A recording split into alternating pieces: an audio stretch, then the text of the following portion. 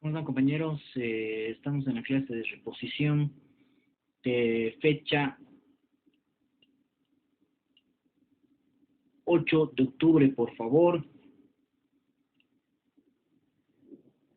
Vamos a avanzar rápidamente y de igual forma vamos a rememorar, vamos a volver a repasar en esta clase que tendríamos el 14 de octubre, así que no se preocupen, compañeros, en nuestra materia de Derecho Constitucional 2.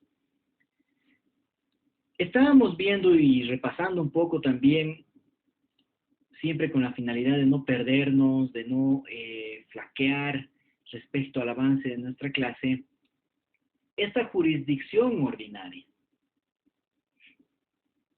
La jurisdicción ordinaria que nosotros entendemos que viene de la mano al análisis del Tribunal Supremo de Justicia, los tribunales departamentales, los de sentencia, y vamos a ver la jurisdicción indígena, originaria, campesina incluso, ¿no? La ambiental, que nos interesa en el análisis a partir también de lo que es la Ley 025.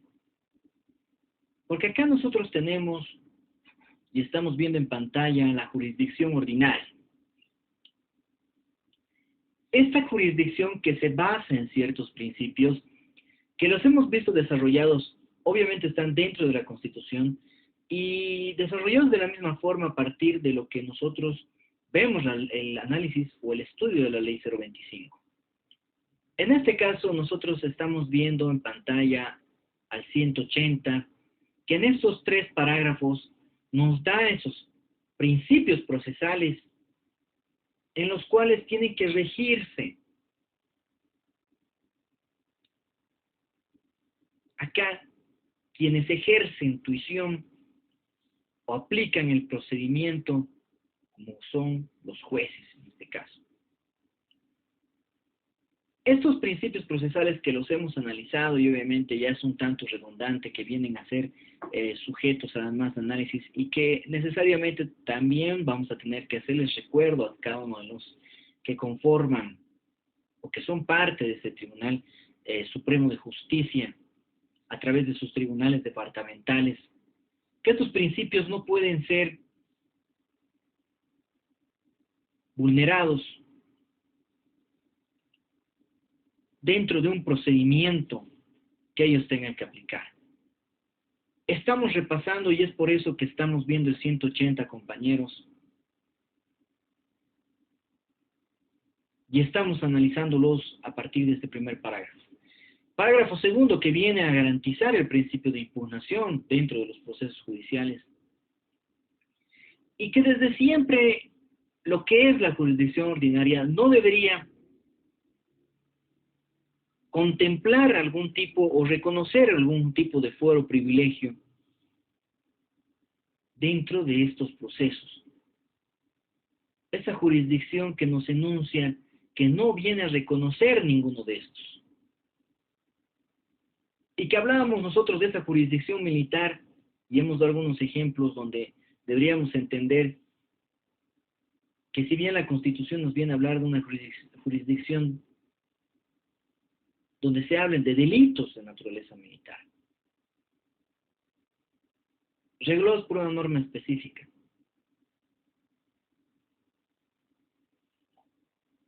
No es menos que nosotros podamos remitirnos a la Ley 025, que ustedes también la tienen, y que hablemos no solo de la naturaleza que tiene esta jurisdicción, sino que nuevamente nos vamos a regir en estos principios que se tienen dentro de la jurisdicción ordinaria. Su naturaleza desde siempre es de la jurisdicción ordinaria, es ser parte de ese órgano judicial. Esa función judicial que muy bien el primer parágrafo del artículo 29 de la Ley 025 nos habla que es única, que se ejerce conjuntamente a las jurisdicciones que nosotros vamos a ver más adelante, como es la agroambiental, la indígena originaria campesina y otras jurisdicciones que desde siempre tienen todo tipo de coordinación y cooperación entre cada una de estas. Dentro de esa jurisdicción ordinaria se habla de esa justicia en materia civil, en materia comercial, familiar, y todas aquellas materias en las cuales nosotros abocamos el estudio del derecho. Y aquí están plasmadas en ese párrafo segundo, ¿no? Tributaria, administrativa, trabajo, seguridad social, anticorrupción penal y cualquier otra que la ley pudiese llegar a señalar. Nosotros utilizamos de manera recurrente estos principios, como les he venido refiriendo, a fin de hacerle recuerdo a estas autoridades jurisdiccionales de que estos principios en esencia no solo vienen a partir de lo que nos dice la Constitución, dentro de los actos que ellos tienen que tener a momento de impartir justicia. Y es ahí donde ingresan todos estos principios que nos da la Constitución y que muy bien son desarrollados y que son aclarados en cuanto a la conceptualización de cada uno de estos en la Ley 025, en el artículo 30 que nosotros estamos viendo. Transparencia, oralidad, celeridad,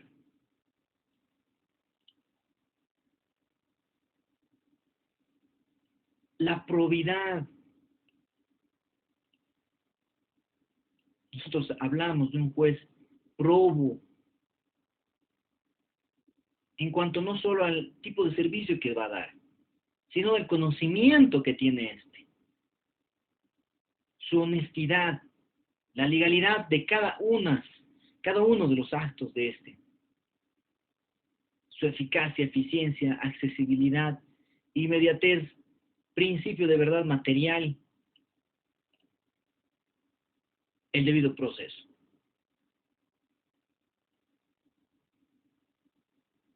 Este debido proceso que nosotros constantemente vemos y de forma recurrente vulnerado por algunas autoridades y a los cuales nosotros vemos que es fundamental dentro del procedimiento. El debido proceso impone, dice, que toda persona tenga derecho a un proceso justo, equitativo, en el que sus derechos lleguen a acomodarse a lo establecido a disposiciones jurídicas generales, aplicables a los que se hallen en situación similar. Comprende el conjunto de requisitos que debe observar todo servidor y servidor público judicial, obviamente, dentro de cada una de las instancias procesales, rigiéndose siempre en sus actos a la Constitución Política del Estado, y todo eso a lo que nosotros en el 410 hemos visto en una jerarquía normativa. Hemos visto además, nosotros hemos hablado de un bloque de constitucionalidad, el cual tiene que regir y cumplir cada uno de estos actos que tuviesen estos servidores judiciales, ¿no? La igualdad de partes y, como nos decía la Constitución, la impugnación, de que se pueda plantear un recurso necesario a fin de que exista una revisión y que a veces nosotros como abogados no estamos contentos con esa decisión y este principio que tiene que estar garantizado a fin de que pueda proceder el recurso necesario ante una mala decisión, y que la verdad hay muchas malas decisiones que se toman a diario dentro de lo quienes imparten justicia. Y no solo no estamos contentos nosotros como abogados del hecho de que ellos no tengan un criterio más allá de lo que están queriendo determinar, ¿no? Sino de que de cierta manera ellos a veces, ¿no?, utilizan un criterio distinto en cada uno de los casos. No sé si es porque le cae bien o porque existe algún tipo, no sé, hacen dudar hasta de las relaciones interpersonales o familiares u otras que pudiese existir,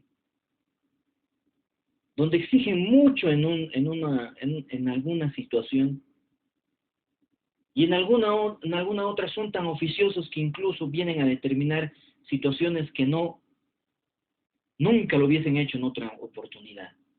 el cálculo de penas, el cálculo dentro de recursos de prescripciones, de acciones penales, que generalmente esperan que la parte lo tenga que calcular de manera efectiva, clara, bien fundamentada, y en algunos momentos el mismo juez de manera tan oficiosa viene y determina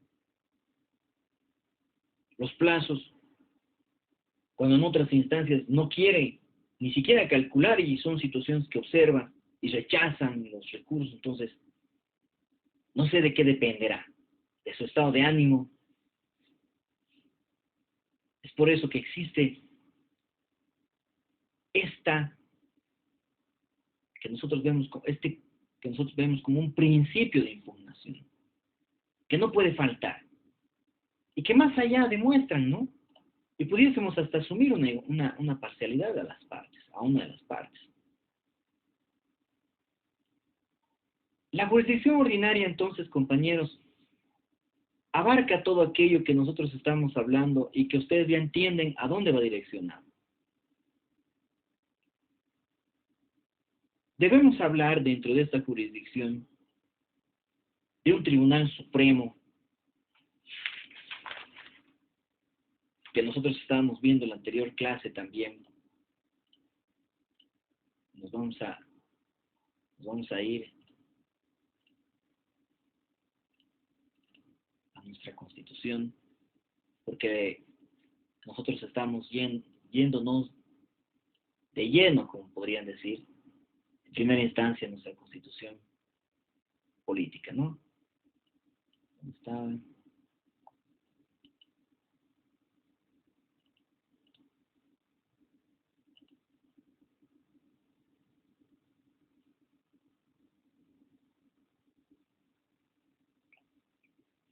Tribunal Supremo que nosotros entendemos, por si acaso para los que quieran anotarse dentro del seguimiento que estamos haciendo a la clase, en esta clase esencialmente de reposición, estamos viendo el Tribunal Supremo en el artículo 181, que tiene relación con la Ley 025 a partir de su artículo 33. Y lo vamos a comparar ahorita.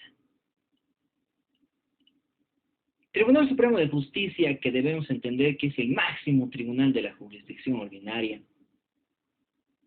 Hablamos de los magistrados, de las magistradas. Hablamos de que estos internamente están divididos en salas especializadas. La sala penal, ¿no? La sala civil, familiar,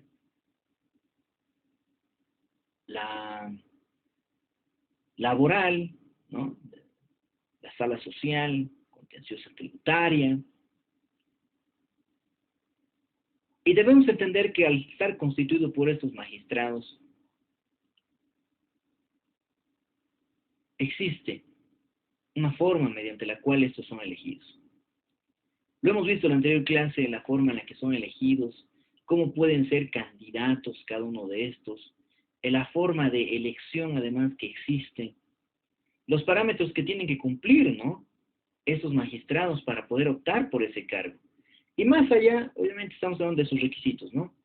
Y más allá incluso del periodo de funciones que tienen cada uno de estos. Un tribunal supremo, compañeros, que desde todo punto de vista es el máximo tribunal de esta jurisdicción ordinaria, a quienes se remiten ciertos tipos de recursos cuando ya no se puede impugnar dentro de nuestro departamento a través de nuestros tribunales departamentales. Ya les he referido que tenemos que ver que tanto el Tribunal Supremo, en la forma en la que está estructurada, tiene mucha relación en la estructura que está determinada en los tribunales departamentales.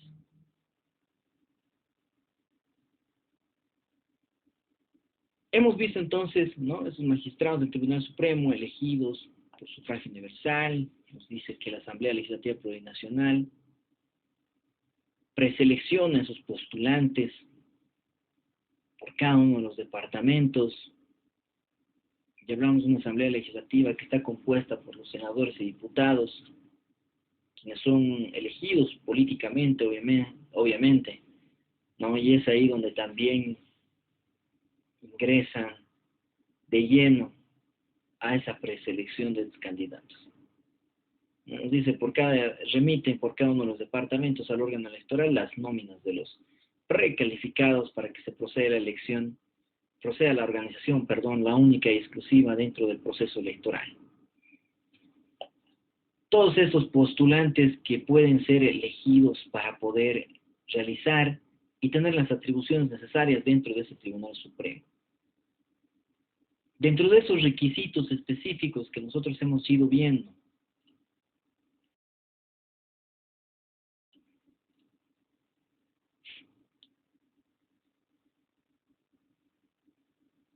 debemos referir que existen algunos que ya la Constitución nos ha referido, nos ha hablado, nos muestra, ¿no? Como es el cumplimiento de 30 años de edad, el desempeñar con honestidad y ética funciones judiciales, o la profesión de abogado, o una docencia universitaria durante el transcurso de 8 años, el ejercer la calidad de autoridad indígena originaria campesina, bajo obviamente su propio sistema de justicia, que vamos a ver también un poco más adelante. El hecho de tener que ser elegidos además por un periodo de funciones de 6 años. Y las atribuciones que están plasmadas en el 184, que nosotros tenemos que estudiarlas de manera necesaria. Y tenemos que leerlas para poder entender muy bien a qué nosotros nos estamos refiriendo al hablar de un Tribunal Supremo de Justicia, y las vamos a comparar a través de no solo las atribuciones que como sala plena tienen estos, ¿no? Quienes componen el Tribunal Supremo, las atribuciones que nosotros hemos visto en los artículos que están plasmados en la Ley 025, respecto a las atribuciones que va a tener un presidente que sale dentro del tribunal como presidente del Tribunal Supremo, esas salas especializadas, atribuciones que tienen las salas especializadas, entre otras atribuciones que vamos a ver. La primera atribución, compañeros, que nosotros tenemos que abocarnos a ver es el actuar como tribunal de casación, conocer recursos de nulidad en los casos expresamente señalados por ley. Es esto que nosotros hemos visto, ¿no? Tribunal de casación, como les iba diciendo, al momento que se acaben los recursos necesarios que se puedan plantear a nivel departamental, son ellos, dentro del Tribunal Supremo, quienes van a resolver en casación, en última instancia, ¿no?, estos recursos. Además que llegan a conocer los recursos de nulidad en los casos expresamente que son señalados en la ley, nos dice, ¿no? Dirimir en conflictos de competencias, conocer, resolver en única instancia los procesos de extradición, juzgar al tribunal colegiado, al pleno y en única instancia también al presidente o presidenta de Estado, al vicepresidente también, en cuanto a cualquier tipo de delito que hubiesen cometido dentro del ejercicio de su mandato, ¿no? Designar internas presentadas por el Consejo de la Magistratura, los vocales de los tribunales departamentales de justicia, preparar proyectos de leyes judiciales y presentarlos ante la Asamblea Legislativa Plurinacional, conocer y resolver además los casos de revisión extraordinaria de sentencia.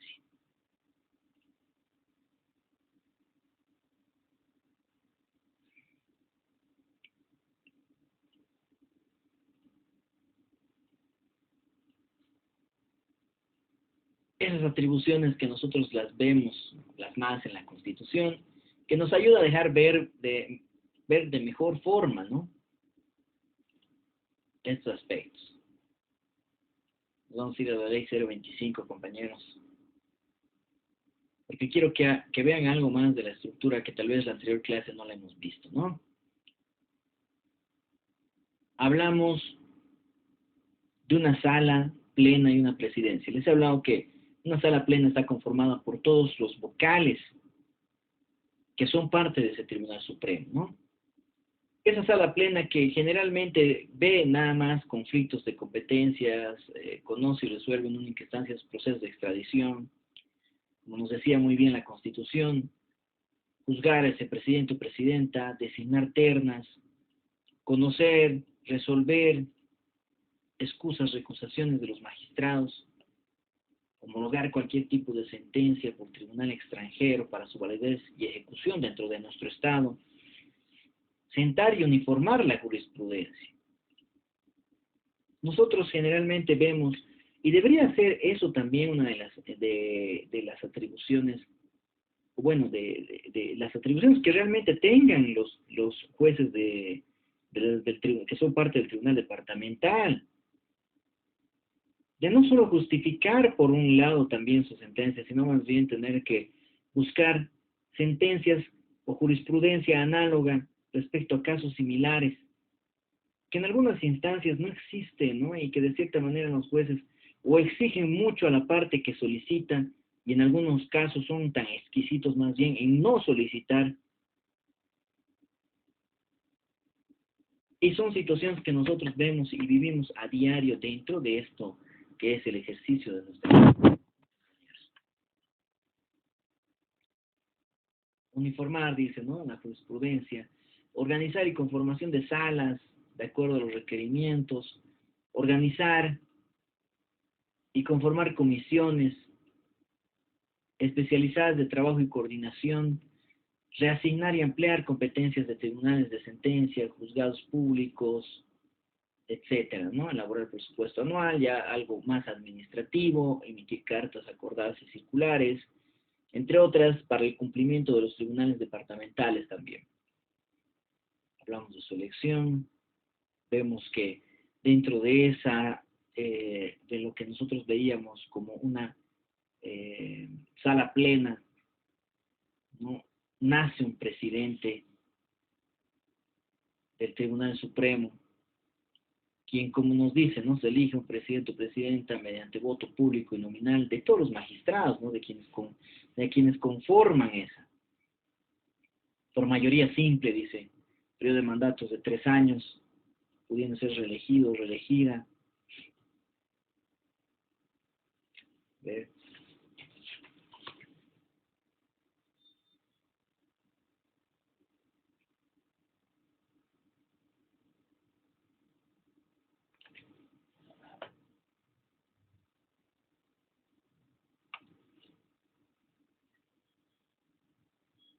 Aquí tenemos sus atribuciones del presidente del Tribunal Supremo.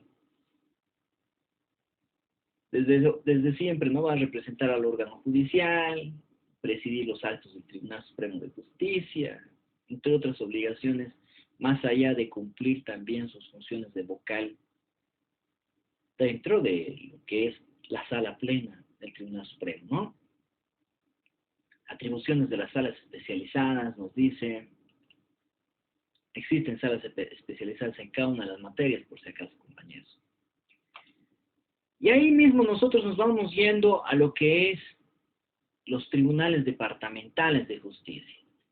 Vamos bajando en cuanto a la jerarquía, ¿no? Para eso, si bien no especifica directamente en nuestra Constitución, no nos habla mucho de la estructura, que obviamente está plasmada y que es necesario para cada uno de nosotros, ¿no? Remitirnos a lo que es la Ley 025, la que nos va a dar las luces necesarias para entender mejor al Tribunal Supremo y a nuestros departamentales, que ustedes ya conocen dónde se encuentra aquí en nuestra ciudad, ¿no? Y tal vez en algunos otros departamentos también. Los tribunales departamentales de justicia nos habla a partir del artículo 45, en su primer parágrafo, la forma en la cual yo les he referido, ¿no? Está constituido por vocales de las salas especializadas en una sala plena. Cada uno de los departamentos, ¿no? Nos habla dentro de los tribunales departamentales de justicia, La Paz, 24 vocales, Santa Cruz, 20 vocales, Cochabamba 18, Oruro y Potosí, Chuquisaca 12, Tarija 8, Beni 7, Pando 5. ¿No? Una cantidad de vocales. Conforme a ley puede existir algún tipo de modificación sobre este tema que obviamente pudiese ser de cierta manera modificado, porque vemos también la cantidad de densidad poblacional en cada uno de los departamentos. En estos tiempos han cambiado la situación de Santa Cruz, ¿no? Donde creo que estamos ya por los 2, 3 millones, alguna situación así, de personas, donde existe mucha migración del resto de los departamentos del interior. El periodo de funciones, 4 años, muy distinto al periodo de funciones de los del Tribunal Supremo, ¿no? Los requisitos van bajando también, ¿no? En el sentido de la docencia, por ejemplo, 6 años, dicen, ¿no? No militancia política, esta situación que hay que ver si es o no es así. Y de esa, como nosotros decíamos, de esta sala plena nace igual un presidente a nivel departamental. Alguien que va a hablar por el resto de los vocales y obviamente va a representar al Tribunal Departamental de Justicia, ¿no? Sala plena, tenemos casi las mismas atribuciones de esta sala plena. Dirigir el movimiento judicial de sus respectivos departamentos, dirimir los conflictos de competencias, obviamente dentro del departamento, ¿no? Su rango de acción es a nivel departamental. Conocer recusaciones formuladas contra alguno de los miembros, autorizar el o los medios de prensa en los que se podrán efectuar las publicaciones de comunicaciones judiciales, dicen, conocer, resolver todo asunto de ley que le atribuya y que corresponda de manera particular, ¿no? A estas salas. Elección, obviamente dentro de esa sala plena van a ser un presidente, como les refería, tenemos casi las mismas atribuciones que la del Supremo, solo que a nivel departamental, ¿no? Y las salas especializadas, compañeros, que tenemos acá, cada una de las salas también tiene un presidente, ¿no es cierto?, en representación, porque está conformado generalmente por 2 vocales, no recuerdo si hasta 3, creo que hay en alguna sala, que va resolviendo cada uno de estos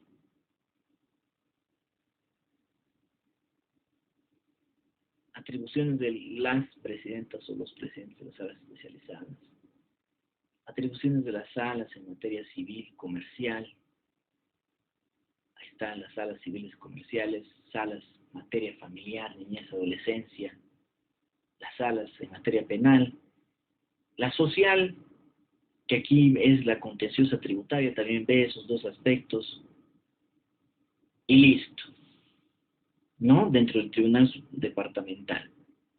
Hablamos algo de lo que son los tribunales de sentencia y los juzgados públicos que nosotros conocemos y que también estamos repasando a fin de que ninguno de ustedes se olvide de lo que nosotros estamos viendo y además de manera un poco más profunda o tal vez mejor explicada. Volvemos en un siguiente link, compañeros.